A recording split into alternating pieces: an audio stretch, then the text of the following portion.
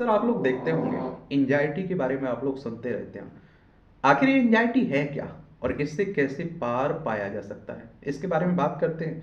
और आप अपने आसपास देखिए, लोगों से बात करिए, आपको बहुत सारे लोग देखने को मिल जाएंगे जो एंजाइटी से पीड़ित देखेंगे आपको। तो एंजाइटी एंजाइटी एक चिंता सबसे बुनियादी इंसानी अनुभवों में से एक है और खतरनाक या चुनौतीपूर्ण हालात के प्रति यह एक स्वाभाविक प्रतिक्रिया होती है।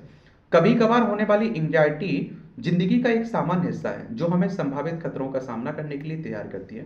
लेकिन जब यह अधिक हो और लगातार हो और नियंत्रित करने में मुश्किल आने लग जाए और या फिर वास्तविक हालात के अनुपात से अधिक हो तो यह समस्या भी पैदा कर सकती है। अगर हम एक स्वस्थ जीवन को बढ़ावा देना चाहते हैं तो इससे गुजरने वाले लोगों, सहायता नेटवर्क और समाज को इसके अलग अलग रूपों को समझना बहुत महत्वपूर्ण हो जाता है। अब आती है एंग्जाइटी क्या है आखिर तो मनोवैज्ञानिक नजरिए से एंग्जाइटी चिंता, डर और बेचैनी की भावना ही है। ठीक है। और इसे खतरे से उपजी आशंका, तनाव और बेचैनी के रूप में भी परिभाषित किया जा सकता है। और यह खुद के विचारों या फिर आसपास की घटनाओं से पैदा होती है।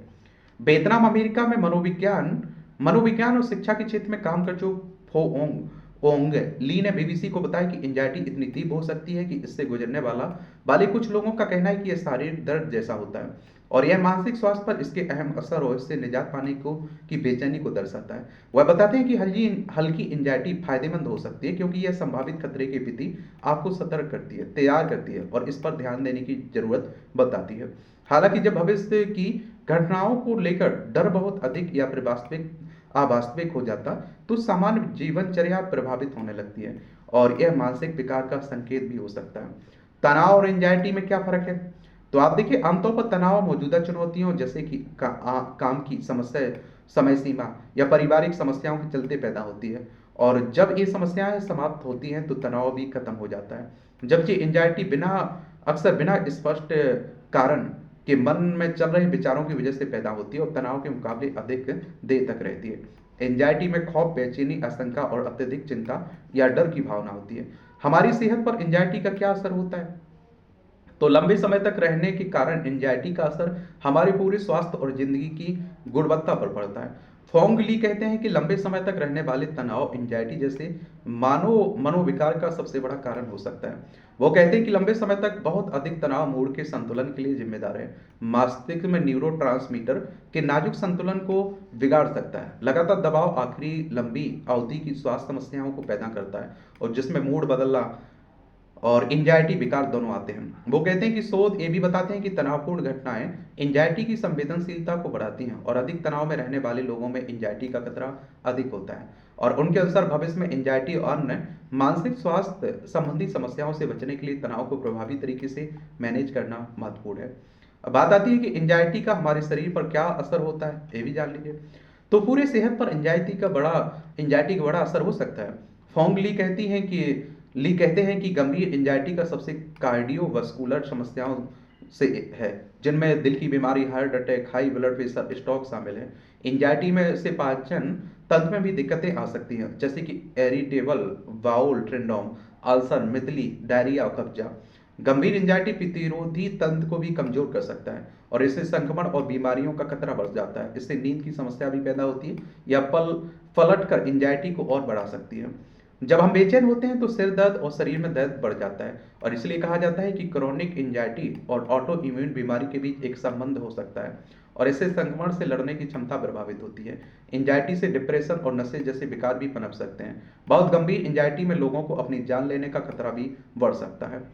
अब बात आती है एंजाइटी को कम करने का सबसे असरदार तरीका क्या है। जनरल मैनेजमेंट टेक्निक ये क्या है? तो रोजाना की जिंदगी में लक्षणों को पहचानने और उनसे उबरने के लिए हमें कई तरीके इस्तेमाल कर सकते हैं। माइंडफुलनेस या फिर सचेतन होना, खुद को सचेतन बनाए रखने का अभ्यास करना और बिना धारणा बनाए मौजूदा पल पर ध्यान केंद्रित करना चिंता को कम करने का असरदार तरीका है जो हमें मौजूदा समय में खुद को लाने में मदद करता है।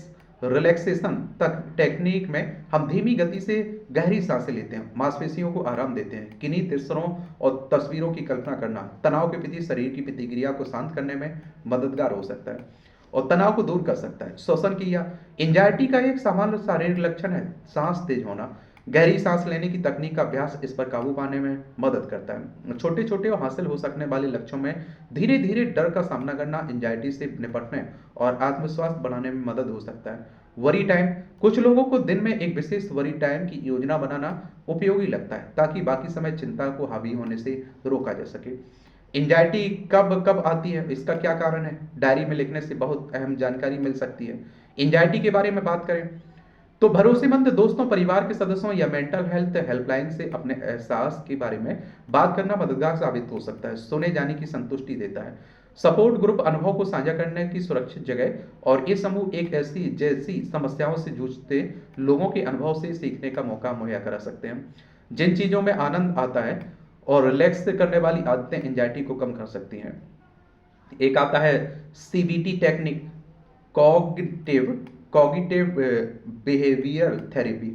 तो इसमें आप देखिए सीबीटी एंजाइटी को मैनेज करने का तरीका है ताकि परेशान करने वाले विचार प्रक्रिया को पहचाना जा सके और उनसा उससे उभरा जा सके। इसमें एक संतुलित नजरिया पाने के लिए नकारात्मक विचारों के पक्ष विपक्ष में तथ्यों की जांच परख शामिल है।